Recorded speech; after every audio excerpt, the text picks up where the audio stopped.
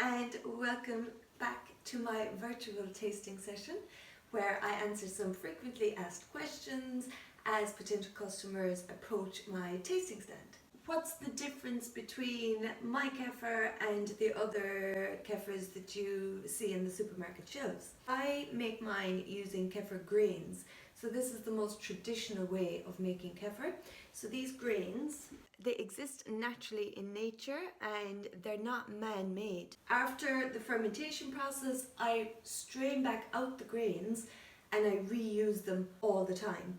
And because they're living organisms, they grow and multiply themselves. I started out with a teaspoon of grains when I first started making myself, and now I have enough grains to run a business. Most of the other kefirs that I've seen on the market are made using powdered cultures.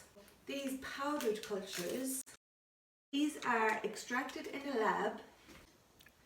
So this is the powdered form of it. Put into the milk, it reactivates the bacteria and it ferments the milk. The powder dissolves in the milk. So the benefit of using the kefir grains, first of all, that it's natural. Second of all, they actually contain far more strains of bacteria and yeast than the powdered cultures. So when they're making the powdered cultures, they might choose between 9 and 12 strains of the bacteria, whereas the kefir grains can have up to 30 strains of the beneficial bacteria and up to 10 strains of the beneficial yeast. So you're getting a far broader spectrum of bacteria and yeast than you are with the powdered cultures. Does it go off? Because it's a fermented product, technically it doesn't actually go off, it just continues to ferment.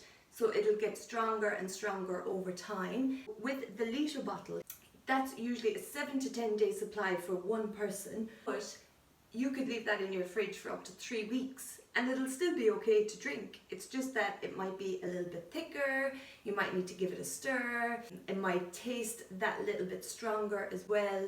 You might want to blend it in with a smoothie, but it doesn't actually go off. It's just that it's fermented more and it's still absolutely fine to drink. You're still going to get the beneficial bacteria and yeast and everything.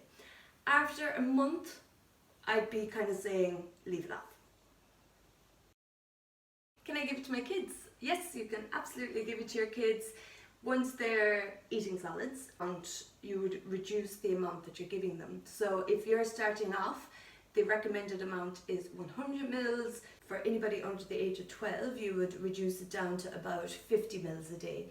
Under the age of 2, you're probably thinking maybe 1 or 2 tablespoons to start out with, and then you see how they react to it. Then you can gradually increase it once their system gets used of taking the probiotic.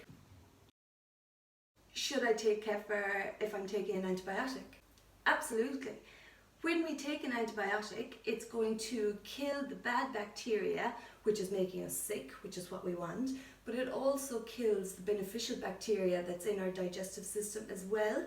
So we need to replace that beneficial bacteria. And it's always recommended to take a probiotic when you're taking antibiotics. The one previously always recommended was natural yogurt.